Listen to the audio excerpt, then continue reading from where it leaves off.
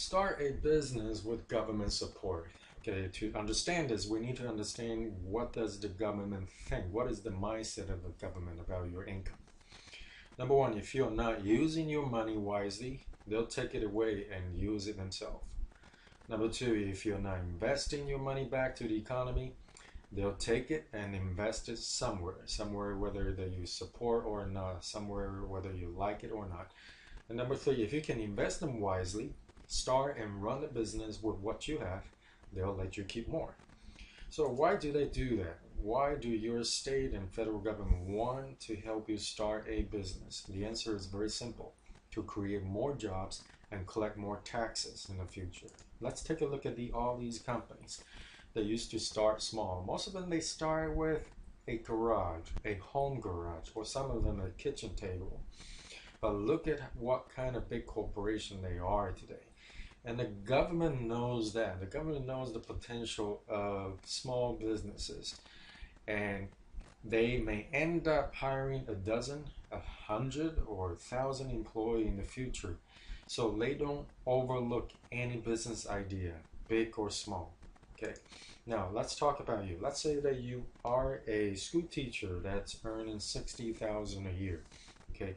You can, whatever state that you're in, you can search for California income tax calculation, or if you're in Washington, you can search for Washington income calculation. You'll come to a website like this. For California, we would stumble upon a website called smartasset.com. You enter your yearly income and then the zip code that you are in, and choose whether you're single or married. Then it will come up with your state income tax as well as your federal income tax. So at this income, the rate of your federal tax is 25%. You have FICA. Many of us that started our job career, who is FICA? Why is he taking money away? That's your Social Security, labor reserve. Doesn't matter how much income that you make, they will always take away 7.65% for California to reserve for security income, Social Security income in the future. So at this income, 60,000 a year, you will be paying 9.3% on your state tax. Okay, so that NW state tax. So state tax, federal tax plus FICA, you will be paying 13,000 a year. Okay, 13,000 a year. That's more than 1,000 a month going towards the government, FICA, and so forth. Now, what if you start a business from home and create, let's say, $20,000 of tax deduction? Okay, that means that you start a business, now your rent, your mortgage, your car mileage, your grocery, and many other items that is qualified for tax deduction is now available to you. And let's say you create a $20,000 deduction. The government no longer see that you have $60,000 income. They see that you only have $40,000. And because it's only $40,000, now your federal tax rate is now lower, as well as your state income tax. The FICA will always stay the same. But look at, instead of paying $13,000, now you only pay $7,000. Okay, that's a saving of $6,000 a year and $525 per month. Okay, and actually you can have yourself pay raise immediately. You can talk to your tax professional what number you should reasonably put down on number 5, item number 5 over here, if you start a home business. And then you can go online and search for W4 form and download it, fill it out, print it, and submit to your company or HR department. This is the only sheet that you need to submit. Your company doesn't have to know you are starting a home business. So whatever extra amount I get to keep, or you get to keep on your next paycheck, I would suggest you save it and put it somewhere where that would generate interest, like a CD, or maybe talk with your financial advisor, and put it away. Don't spend it. Okay, by the end of the year, because of the home business tax deduction, you may not even have to pay it back. But even if you do, you already save it away, so you do have the money to pay back if you owe any taxes. Okay, so the money is ready in the saving or investment account, so that you don't have to worry about that. If I were you, that's what I would do, because the government keeps your money, but he doesn't give you interest. Now you can keep those money yourself and put it somewhere that generate interest. That would be a smarter way to manage your money. And let's say you create, instead of 20,000 tax deduction, you create 40,000 tax deduction. Now your real income is only 20,000. And look at how your tax rate is now even lower. The state tax down to 2%.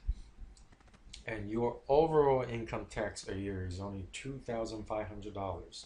Okay, that becomes a saving of $11,922 per month on saving. Okay, so again, put those money away. Okay, don't spend it. Let the compounding interest work for you.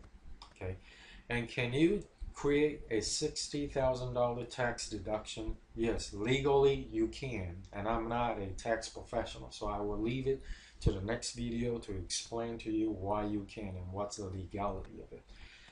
Okay, and let's say that you save all these taxes that now that you don't have to pay, and you put them somewhere. That's $1,142 if you don't have to pay them to the government legally, and you put them somewhere like mutual fund. For the last 60 years, 70 years, they generate 12% return per year.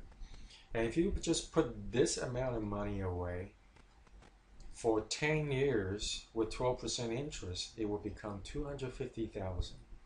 20 years later, it becomes $1 million. 30 years later, 4 million. 40 years, 11 million. 50 years, 34 million. 60 years, 108. And 70 years, that becomes $338 million. You say, okay, after 7 years, I don't even, live that long. Well, think for your children, think for your grandchildren, leave a legacy to them.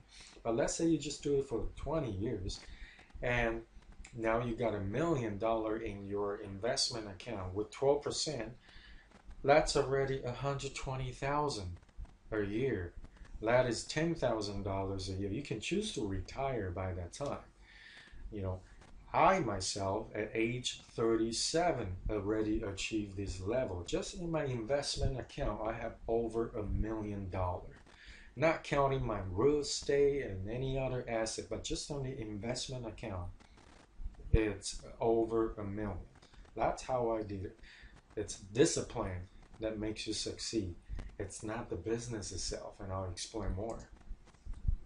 Okay, so even in Smart Asset, you have the investment calculator, but it would only help you up to 30 years. But you can go online and search for any investment calculator, and whatever amount that you put away per month, you put it down here, and you can even calculate to 40 years, 50 years.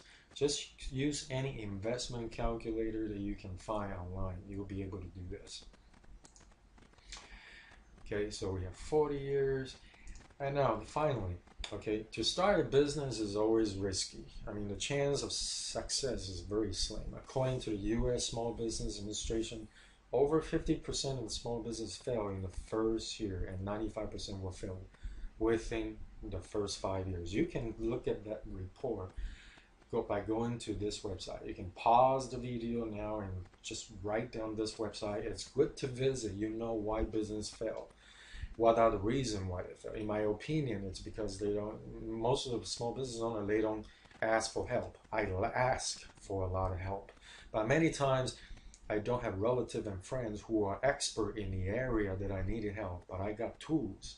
I got tools to help my business succeed. Okay, so if you start and run any business with the tool that we're about to show you, you probably have a 95% success rate instead of 95% failure rate. The tool will be revealed if you follow along. Okay, don't skip any page. Don't skip it. Follow along. Click on next. Watch the next video and the next video. Don't skip any. So generally speaking, if you rely on business success for your financial success and retirement, you will fail 95% of the time. That's just according to statistics. I'm not trying to be pessimistic about it. Okay, I'm just giving a real fact.